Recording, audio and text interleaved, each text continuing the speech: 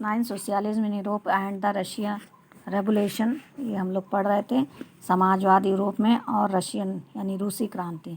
The age of social change हम लोगों ने पढ़ा था कि सामाजिक परिवर्तन का युग।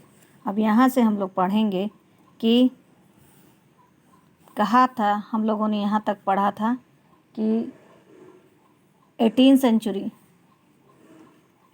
before the 18th century, society was broadly divided into two states and orders. It was a aristocracy and church is controlled by economic social power.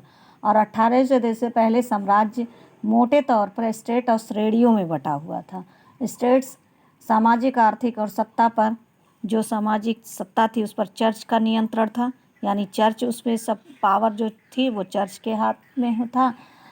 Suddenly after the revolution, अचानक क्रांति के बाद, seemed possible of change this, और यह परिवर्तन हुआ, दिखाई पड़ा, है ना, in many parts of world including Europe and Asia. New ideas about individual rights and who control social power began to discuss. और लोग जो अप्रत्यक्ष रूप से अधिकार थे यूरोप और एशिया में, नए विचारों को, वो सोशल पावर जो सामाजिक पावर थी जिनके हाथों में, वो डिस्कस करने लगे थे, है ना। इसमें चर्चा छिड़ गई थी भारत में। In India, Raja Ram Mohan Roy and Derozio talk the significance of the French revolution. Bharat में भी राजा मोहन राय और डेरोजियो ने फ्रांसीसी क्रांति का उल्लेख किया है, यानी उन्होंने कहा कि फ्रांस में क्रांति हो चुकी, लोग स्वतंत्रता के लिए आगे बढ़ रहे हैं, और वहाँ पर इस बात की भारत तक भनक हो चुकी थी। And many others debated the ideas of post revolutionary Europe. और इस तरीके से भारत, बहुत सारे लोग क्रांति के उसमें कूद पड़े बहस में, क्यों? क्योंकि सभी को अब आज़ाद होना था। The ideas, the developments in the colonies in turn reshaped these ideas of social change. और सारे उपनिवेश क्या होते हैं, एक नए विचारों को अपनाने में, नए सामाजिक परिवर्तन करने में योगदान दे रहे थे। Not everyone in Europe however wanted A complete transformation of society. सभी यूरोप में, सभी नहीं चाहते थे कि समाज में परिवर्तन हो, सभी नहीं चाहते थे। जैसे कि जो उच्च वर्ग था वो नहीं चाहता था कि समाज में कोई परिवर्तन हो। Responses varied from those who accepted that same change was necessary but wished for a gradual shift to those who wanted restructure society radically. कह रहे थे कुछ रेडिकल वादी थे, जो उदारवादी जिनको कहा जाता, परिवर्तनवादी, यह बदलाव धीरे हो।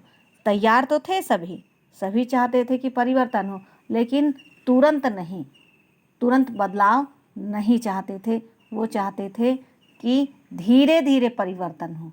धीरे धीरे जब परिवर्तन होगा तो लोग उसमें मिल जाएंगे। और जो रेडिकल थे, परिवर्तनवादी, कुछ उदारवादी भी थे। तो इस तरीके से कंजर्वेटिव्स रूढ़िवादी थे, और अदर लिबरल्स और रेडिकल्स, ये सारे जो थे, कुछ तो इसके पक्ष में थे परिवर्तन के, और बहुत सारे ऐसे थे जो पक्ष में नहीं थे, है ना। इतना बेटा आप लोग पढ़ लीजिएगा।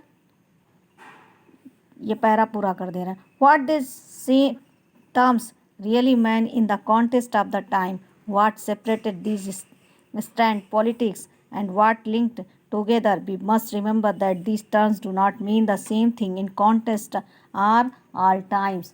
और सभी चाहते, समाधान के पक्ष में थे उस समय। देखा जाए इन शब्दों का क्या मतलब, राजनीति जो थी वो बहुत तेज़ी से घट रही थी, चल रही थी, कौन कौन सी बातें थी, कहाँ समान थी। हमें यह ध्यान रखना चाहिए, वी मस्ट रिमेंबर, हमें यह याद रखना चाहिए कि हर बातों का हर समय अलग अलग एक परिवेश होता है, अलग अलग एक अर्थ होता है। इतना बेटा आप लोग पढ़ लीजिएगा, बाकी आपको कल पढ़ा देंगे।